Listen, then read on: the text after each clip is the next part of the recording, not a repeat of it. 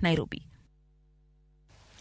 Ka pod wantiere weche mag doho, Attorney General mapacho ka Kihara Kariuki okwedo seyo ne apisas mag duol mang'ado rieko weche arita NSAC ne odhi e kar kwano ombulu maduong' ma Bomas gi dwaro mar mino bad jakom mar IEBC Wafula Chebukati e duoko mar ombuch jatend piny. Kihara kokalo kuom okil mare George Oraro okoni NSAC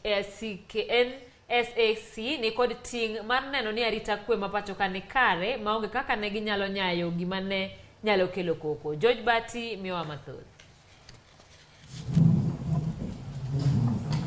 Attorney General mapacho ka odok ne duol mang'ado rieko e weche mag arita mathurka NSAC e wi seyo mane jakom mar IEBC Wafula Chebukati ne keto kuom geni ne gitemo donjore e chenro mar kwano ombulu motelo ne lendo mar duoko mar ombuch jatend piny Kenya. Kokalo kuom okil mare George Oraro, Attorney General Kihara Kariuki okoni duol mar NSAC ni kod ting' mar neno ni arita ni kare pacho ka mangima kendo ok gisir duond bura mora mar siasa kendo ni en miriambo. Chebukati wacho ni ne gidhi e kar kwano ombulu maduong' ma Bomas of Kenya mondo mi gimin bade e wi duoko mar ombuch jatend piny.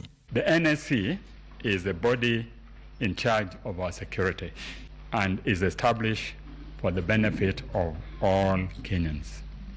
It doesn't have political identity or political intention. Oraro koni kaka yorikruok ne yiero duol mar NSAC ne oromo kod duol mar IEBC tarik 4 dwe mar 7 2022 mar chano kaka ibiro keto arita e kinde yiero mawacho ne gin gi dwaro moro mopondo en gima miriambo. On 4th July 2022, the chairman was in attendance of a meeting of NSAC and briefed the NSC on the status of the preparation of general election and sought to involve it fully.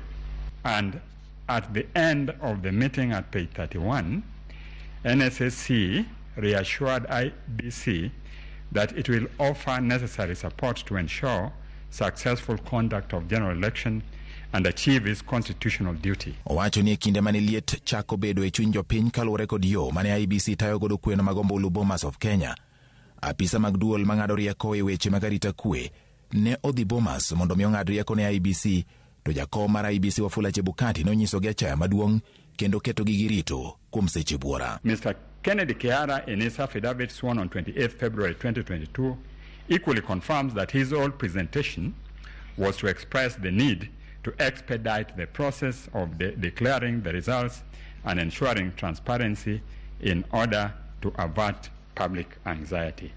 But the attitude of the chairman is exhibited by the contempt by which he treated this team. They were not met when they came.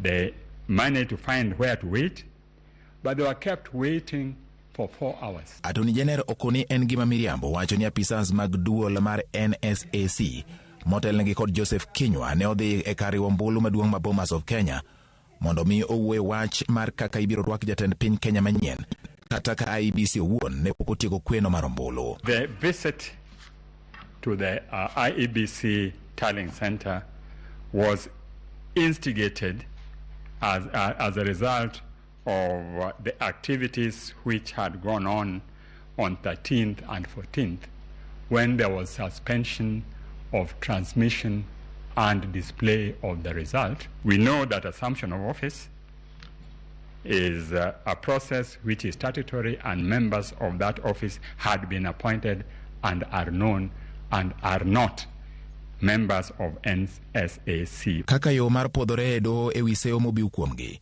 Attorney General kokalo kuom okil mare George Oraro okone kaka apisas mag piny owacho onge kaka ne ginyalo donjore gi yiero kendo ni Wafula Chebukati owe thotho pi e bura moluongi Nyinge e nyim doho. George Bati, Ramogi TV. Jong'ad bura mag doho mamalo mogik